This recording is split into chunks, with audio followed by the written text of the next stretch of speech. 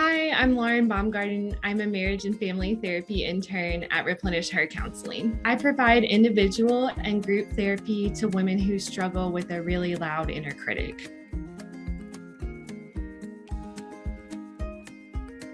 Sometimes women don't know what self-compassion is, and they may not even know that they're not practicing it. So some common things that I think we've all heard people say is, I'm my own worst critic, or I'm harder on myself than anyone else is in my life. And I think sometimes that seems so normal to us that we don't necessarily recognize that it can be really harmful.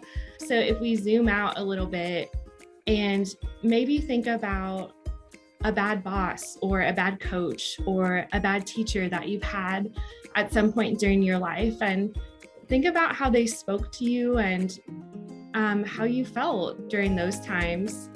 And then maybe on the flip side, think about a good coach or a good boss or a good mentor that you've had in your life, and just notice the difference in that.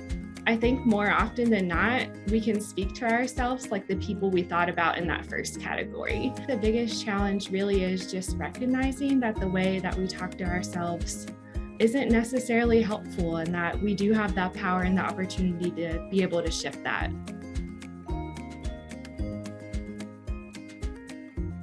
I think one way to start practicing on your own is really just to notice when you're sliding into that negative self-talk, and think about what you might say to a friend if they were in that situation. Some people freak out when they hear the word self-compassion because they think it means they have to swing the pendulum in the totally opposite direction, that they have to be this overly nice, overly kind version of themselves that doesn't feel very genuine to them.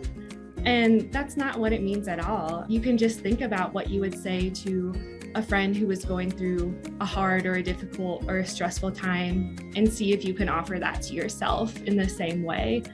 So I think that's a great place to start. Just notice when you might be being overly harsh or overly critical to yourself.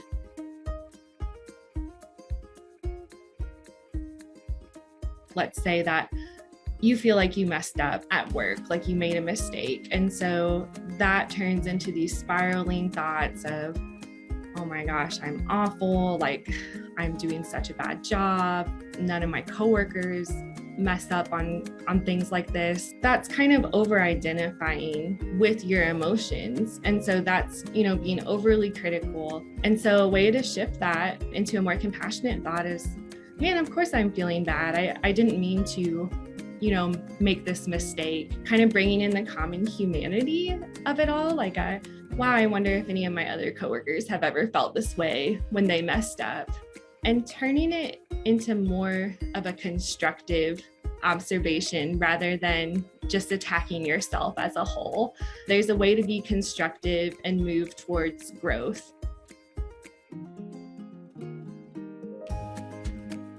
So I am starting a women's group this fall at Replenish Her.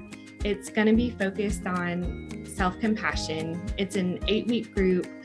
We're meeting Wednesday nights from 6 p.m. to 7:30 p.m. We're going to focus on self-compassion, but the topics are going to be a little bit different. Things like turning the volume down on your inner critic, finding your own compassionate voice, strategies for dealing with difficult emotions and shame. Each week it's going to look a little bit different.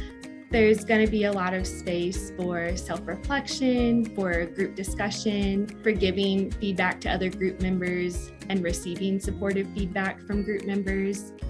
Really, it's going to be a great place to connect with other women and to reflect and to grow in community.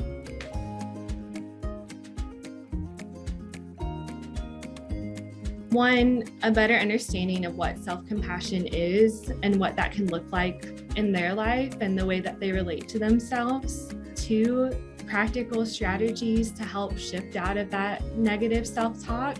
Three, I hope just perspective, a way to embrace your life right now, the good and maybe the difficult.